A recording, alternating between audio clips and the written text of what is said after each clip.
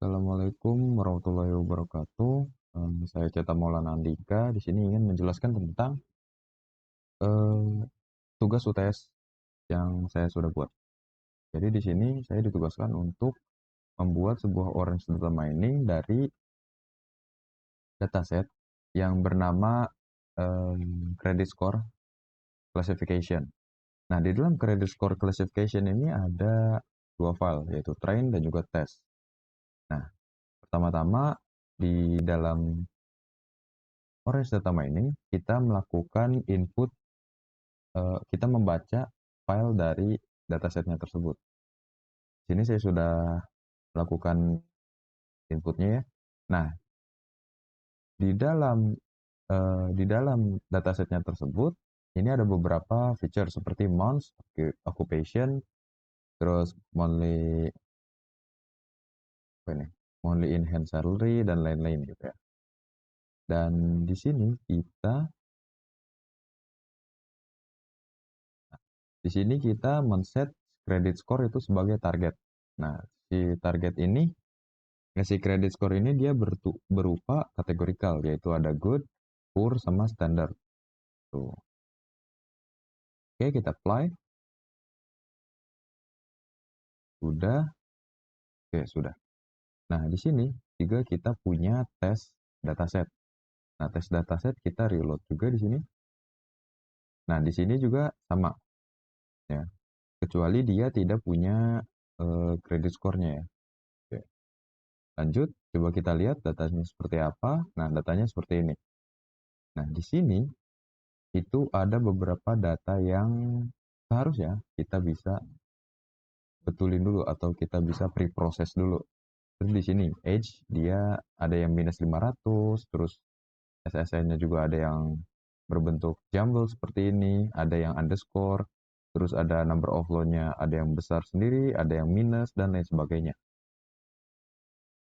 Nah, di sini juga bisa kita lihat bahwa 1,3% itu data itu missing atau hilang. Jadi ada beberapa row yang tidak mempunyai data di dalamnya. Seperti kayak gini ya. Oke. Oke. Jadi kita melakukan preprocess data dan kita menggunakan impute missing values. Artinya kita menghapus row-row yang mempunyai missing values. Dan setelah itu kita coba cek di sini. Nah, di sini kita memilih feature-features apa saja yang ingin kita pakai untuk mentraining data yang kita punya. Mentraining model yang kita punya. Di sini kita memilih total EMI per month, credit utilization, 6 kredit, delay, interest, number credit card, number bank account, sama monthly salary, enhanced salary. Untuk memprediksi target score, credit score ya. Ada meta-metanya juga di sini, 14 metas, dan kita mengignore 5 ini. Oke, di sini kita menggunakan random forest ya. Di random forest kita menggunakan di 10 number of tree, terus do not split subset smaller than 5. Ini defaultnya. Habis itu tuh kita menggunakan widget test and score. Test and score untuk menilai model random forest ini untuk melakukan evaluasi terhadap model. Sini bisa dilihat bahwa ini nih classification akurasi yang kita dapatkan itu 93% dengan total F1 score 93. Terus ini precision ya, precision 30%, recall 93, terus bukan min, Matthew correlation coefficient tuh 0,8. Jadi sekitar segini. Dan untuk predictionnya, sini sini ya, bisa dilihat bahwa ini good, terus good standard, ini yang hasilnya tuh confusion matrixnya. Jadi kita actual data kita punya standar berapa ini? Ya standar 1000 yang kita mana sih? Ini yang standarnya actual standard code.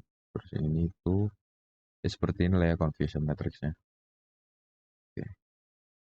Jadi itu untuk rundown dari tugas Orange Data Mining yang menggunakan dataset credit score classification. Oke, lanjut ke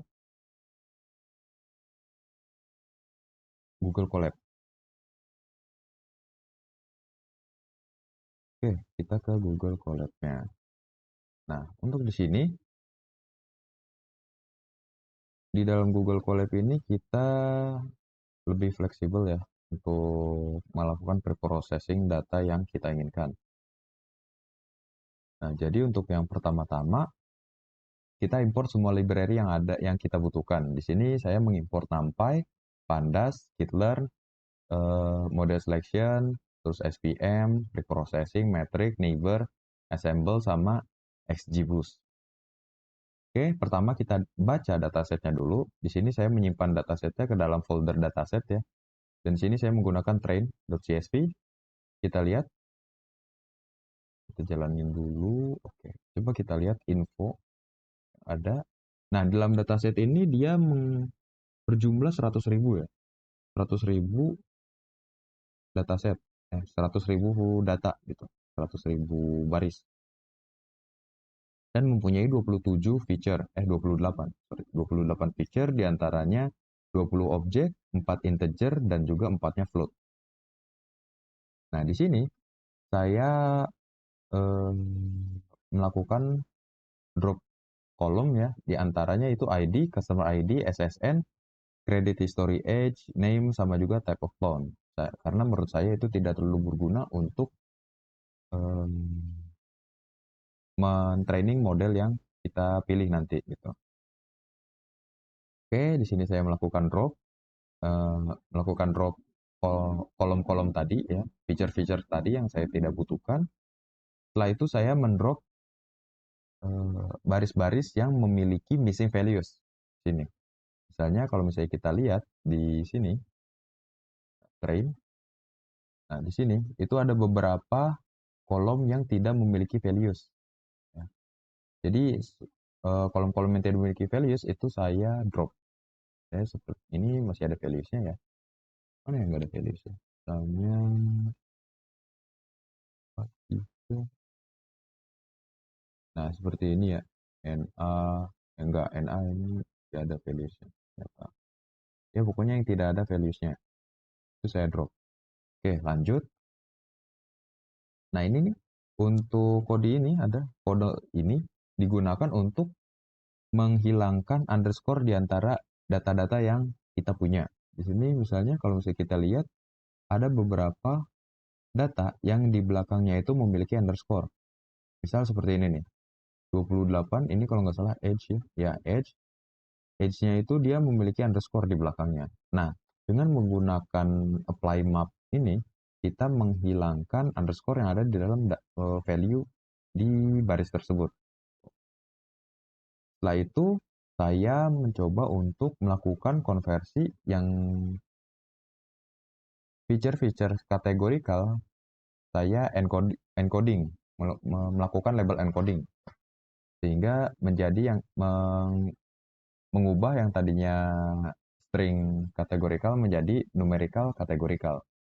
Tuh, menggunakan label encoder. Selanjutnya, di sini saya mencoba untuk melakukan penghapusan data-data yang mempunyai minus value gitu. Misalnya di sini, kalau tidak salah ada berapa? Nah, di sini nih, di sini age minus 500. Kan tidak mungkin ya seseorang mempunyai umur minus 500, jadi saya hapus di situ. Gunakan apply map lagi. Jadi saya convert dulu semua kolom-kolom yang ada menjadi numerical, terus saya apply mapnya, terus saya drop data-data yang kosong gitu, data-data yang mempunyai value kosong. Selanjutnya saya melakukan filtering kuartil. Nah, jadi misalnya data-data yang terlalu jauh dari data-data sebelumnya gitu, dari data-data kelompoknya, saya lakukan penghapusan gitu. Terus ini kayaknya nggak ada tuh. Oke, lanjut. Setelah melakukan pre-processing semua itu, selanjutnya kita oke. Selanjutnya kita memilih feature-feature apa aja yang mau dipakai untuk melakukan training data dan juga target dari features yang ingin kita prediksi. Di sini saya melakukan drop credit score karena credit score itu sebuah features yang ingin kita prediksi. X ini sebagai variabel untuk menyimpan feature-features yang ingin kita pakai untuk training. Sementara Y ini atau Y kita pakai untuk feature-feature yang mau kita prediksi. Yang mana dalam kasus ini kita ingin memprediksi credit score. Oke, kita split datanya menggunakan konfigurasi 90-10, jadi 90 train size, 10 test size. Menggunakan random state 42. Nah, di sini kita melakukan scaling data dulu, ya, menggunakan scaler. Setelah kita scaling, selanjutnya kita masukkan ke dalam KNN. Di sini saya menggunakan KNN dulu untuk model pertama. Dengan menggunakan neighbor parameternya itu 10. Kita fit, setelah itu kita melakukan prediksi dan kita lihat akurasi, klasifikasi report, mean absolute error, terus mean absolute concerted error, sama mean squared errornya berapa. Kita jalanin. Jadi untuk menggunakan KNN kita mendapatkan akurasi 78,89 sekian. Jadi sekitar 70%. Lumayan ya, tapi tidak terlalu bagus. Dengan mean absolute errornya itu 0,4%, 0,4 berarti 40%-an ya. Terus mean absolute error itu sekitar 613 sekian, mean squared errornya 0,64 sekian. Oke, jadi itu untuk KNN. Bagaimana kalau misalnya kita menggunakan random forest? Nah, random forest yang dipakai di orange tadi. Setelah kita coba, kita melakukan split data train itu 0,2, berbeda yang dengan di atas 0,1. Kita melakukan 0,2, test size di sini berarti train size-nya 0,8. Kita fit, terus kita prediksi, kita cek akurasinya berapa, dan parameter-parameter validasi yang lainnya. Untuk random forest ini lumayan lama ya dalam menjalankan modelnya, untuk mentraining modelnya. Nah, di sini sudah didapatkan akurasi yaitu 78%, atau sekitar 8% lebih tinggi dibandingkan KNN dengan hanya mengganti modelnya saja.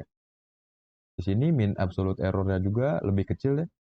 Kalau misalnya KNN tuh 0,4, terus kalau misalnya random forest ini 0,29 atau 0,30-an lah ya. Mean absolute percentage error-nya 4375, ya, lebih kecil dibandingkan KNN, dan juga mean squared error-nya 0,48 sekian. Nah, di sini kita mencoba satu model lagi, yaitu XGB classifier ya. Ini kita menggunakan objektifnya binary logistik, random state-nya 42, kita fit, kita prediksi, dan kita cek akurasinya. Ini sudah ada. Coba kita jalan lagi. Nah, jadi dia menghasilkan akurasi sekitar 77%. Lebih kecil dibandingkan random forest, tapi hanya berbeda dikit, sekitar 1%. Dan absolute error-nya 31, masih kalah ya dibandingkan random forest. Terus mean absolute percentage error-nya 47%, 47, sorry. Dan mean squared error-nya 49. Oke, jadi kesimpulannya untuk melakukan training di dataset credit score classification itu, dari eksperimen yang kita coba, di sini kita mendapatkan hasil terbaik menggunakan random forest classifier model. Dan hasil hasilnya itu dengan akurasi 78% dan F1 skornya itu sekitar ini. Oke, mungkin segitu saja dari saya. Kurang lebihnya mohon maaf. Wabillahi taufiq walhidayah. Wassalamualaikum warahmatullahi wabarakatuh.